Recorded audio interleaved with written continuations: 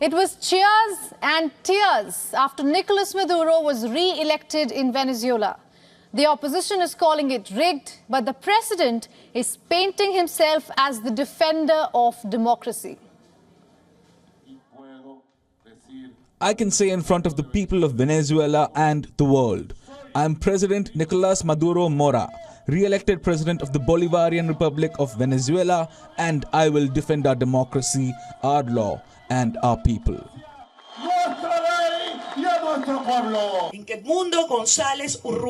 Edmundo González Urrutia got 70% of the votes in this election, and Nicolas Maduro received 30% of the votes.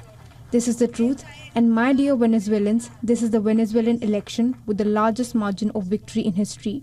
Congratulations, Edmundo. One election, two winners. Venezuela was already in a state of crisis before the polls. It was widely believed that the 25 years of socialist regime will end today. Some suggested 2/3 of voters would choose anyone but President Nicolas Maduro. So when the election body announced a third term for the incumbent, it came as a shock. We have fought against this dictatorship for 25 years. We demand the international community to act. Today, the defeat of the miserable dictator Nicolas Maduro was obvious. We have absolute helplessness. Before, they would steal from us, but we didn't have ways to demonstrate it. The majority was not as absolute. The South American country's economy has been in poor shape since the price of oil plunged about a decade ago. The crisis has been made worse by a series of sanctions, especially by the United States. Washington has blamed the Maduro government for mismanagement. We have serious concerns that the result announced does not reflect the will or the votes of the Venezuelan people. It's critical that every vote be counted fairly and transparently. Maria Corina Machado won the primary with 93% of the votes, but was barred from running. That's when Edmundo González came to the fray. The 74-year-old diplomat turned politician was the face of the opposition. Parties kept their differences away only to keep Maduro out. But now that the president has got himself 6 more years, how is the future looking for Venezuela?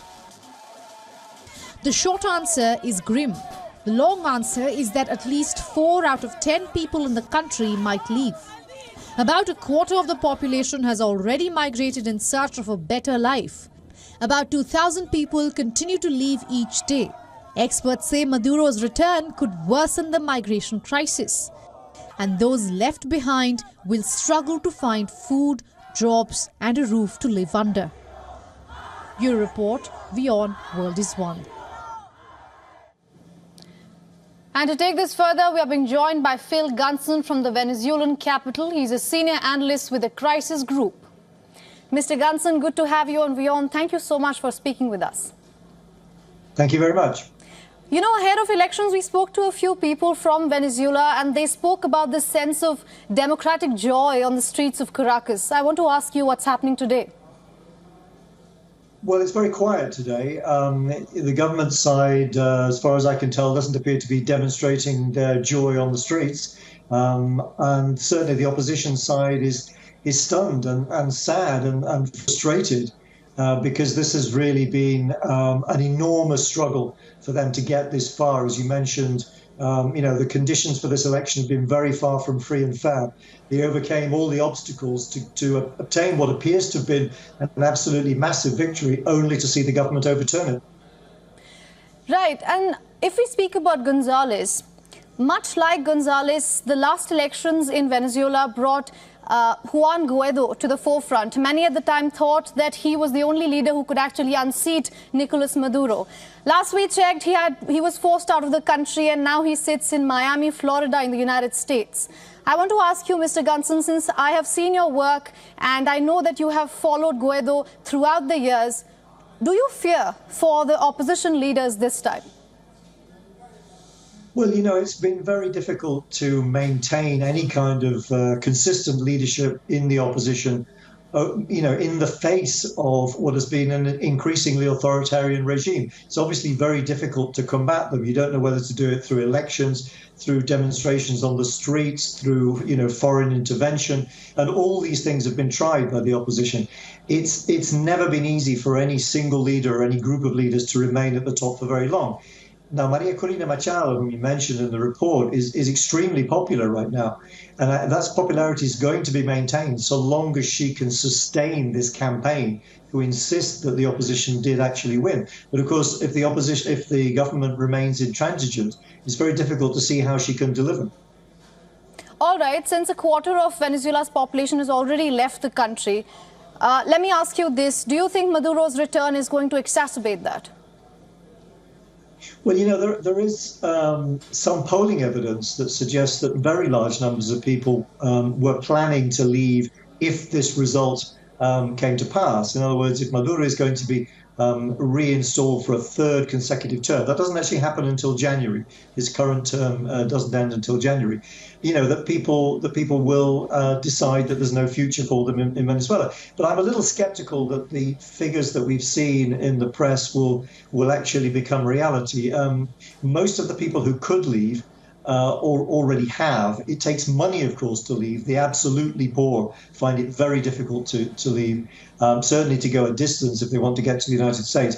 There'll probably be, I'm sure there will be, a lot of people, middle-class people who can afford a ticket to Spain, for example, who can perhaps use that as an option. But within the region, I'm not sure that we'll see another wave of migration as big as the ones that we've seen in the past. Mr. Gunson, you bring a very important point there. Leaving the country is also a privilege. So let me ask you about the people who are actually staying in the country. What does Maduro 3.0 do for those people?